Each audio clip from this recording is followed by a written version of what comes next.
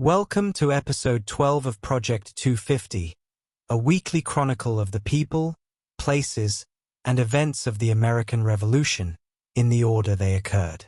So, without further ado, here's what was happening 250 years ago this week, March 19th to 25th, 1775. Last week, our attention was focused on an incident in the community of Westminster, in present-day Vermont, in which two men, William French and Daniel Houghton, were shot and killed during an altercation at the Westminster courthouse, which was sparked by the efforts of New York officials to evict New Hampshire settlers and by the efforts of the Green Mountain Boys to prevent the court from convening. This so-called Westminster Massacre was part of an ongoing dispute that would not be resolved until well after the war, over the region known as the New Hampshire Grants. On March 15th, the New York County Committee of Observation, having conducted its own investigation of the Beulah episode, reported that goods had indeed been taken from the Beulah at Sandy Hook and transported to Elizabethtown. Both Ichabod Barnett and Samuel Lee were cleared of any wrongdoing, John Murray having sworn in a deposition that Barnett and Lee, and the Beulah skipper had acted by the order and direction of Murray and his partner. Also on March 15th, several British officers and loyalists staged their version of Joseph Warren's Massacre Day oration at the British Coffee House on King Street, during which loyalist orator Thomas Bolton mocked local Whig leaders for their insolence, arrogance, vicious nature, and treasonous actions, with Joseph Warren and John Hancock being particular targets of Bolton's scorn. Turning our attention to the events of this week, on March 20th, 1775, General Thomas Gage, Royal Governor of Massachusetts and commander of British forces in Boston, still seeking intelligence on Whig activities in the region, again tapped Captain Brown and Ensign de Bernier for a reconnaissance mission, this time to Concord where the Provincial Congress had been meeting and a supply of arms was rumored to be stored. Brown and de Bernier were ordered to examine the roads and assess the situation in Concord, gathering information about the quantity of artillery and other provisions.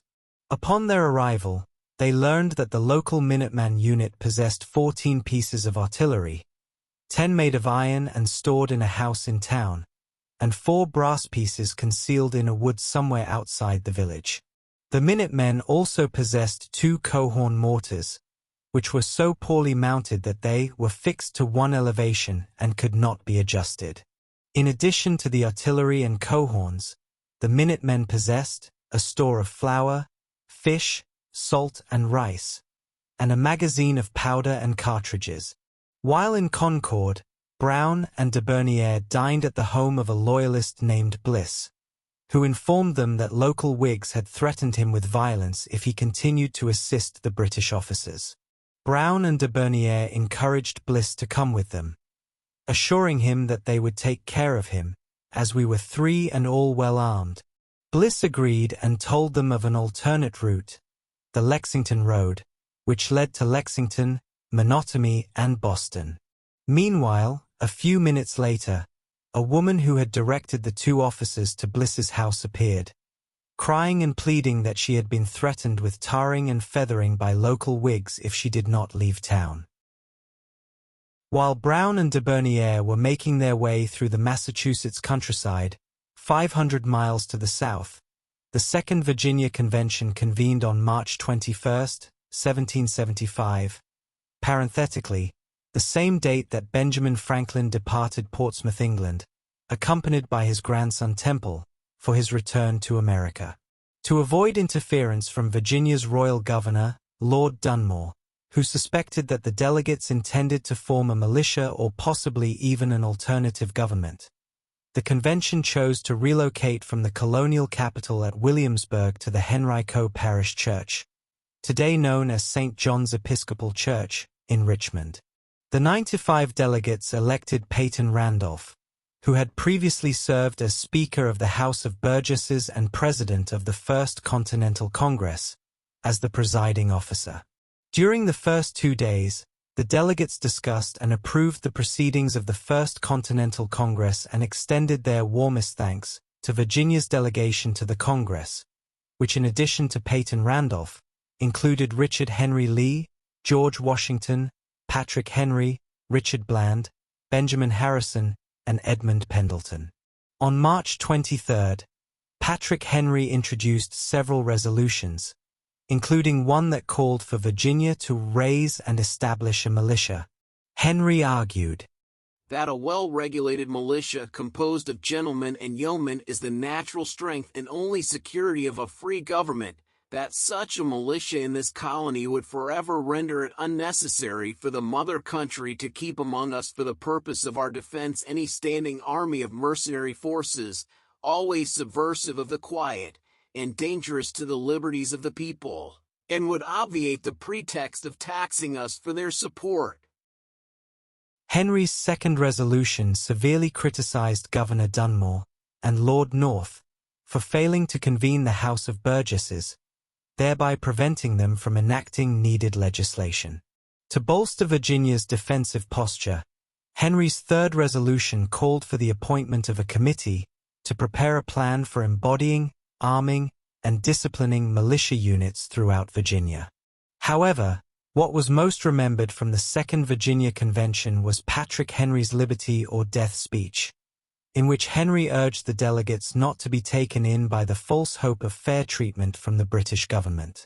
The colonists had been petitioning and pleading for over a decade for the British government to recognize their rights as Englishmen, but to no avail. Henry now argued that the time for talk and negotiation had passed. The colonists had no choice but to fight, as Henry declared the war already begun. Our brethren are already in the field. Why stand we here idle? Is life so dear, or peace so sweet, as to be purchased at the price of chains and slavery? Forbid it, Almighty God!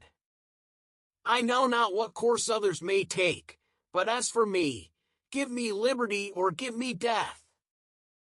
Thanks largely to Henry's speech, the resolutions passed by a narrow margin. Meanwhile, in London, on March 22, the British statesman and political philosopher, Edmund Burke, delivered a speech before Parliament in which he strongly advocated for peace with the American colonies and warned his colleagues that the Americans, being primarily of British descent, would never back down. Let the colonies always keep the idea of their civil rights associated with your government. They will cling and grapple to you, and no force under heaven will be of power to tear them from their allegiance. But let it be once understood that your government may be one thing and their privileges another, then the cement is gone, the cohesion is loosened, and everything hastens to decay and dissolution. Burke went on to remind his colleagues in the House of Commons that the revenue and other benefits that England derived from the colonies far outweighed any advantage that might be gained from putting the colonists in their place. That same day, March 22, residents in the Bush River community of Harford County, Maryland, passed the so-called Bush Declaration, also called the Bush River Declaration, the Bush River Resolution, and the Harford Declaration, which strongly endorsed the Patriot cause. Sometimes described, somewhat inaccurately, as the first declaration of independence made by a representative body in America, the Bush Declaration did not actually call for separation but merely pledged support for, quote, the resolves and association of the Continental Congress and the resolves of the Provincial Convention. 2 days later, on March 24, back at the Virginia Convention, the Military Planning Committee, which consisted of Patrick Henry, Richard Henry Lee, Thomas Jefferson, George Washington, Edmund Pendleton, and Benjamin Harrison, among others, presented a plan for organizing a colonial militia. After some discussion, the delegates unanimously agreed to adopt the committee's recommendations, which were modeled closely on Virginia's militia law of 1738.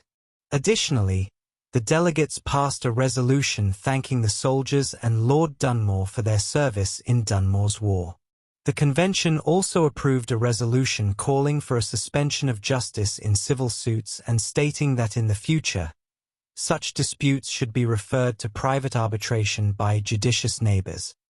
Finally this week, Also on March 24, the Massachusetts Provincial Congress passed a resolution calling on towns and individuals throughout Massachusetts to take all necessary measures for putting the colony into a complete state of defense.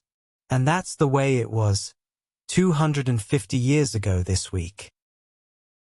If you enjoyed this video, please tell a friend.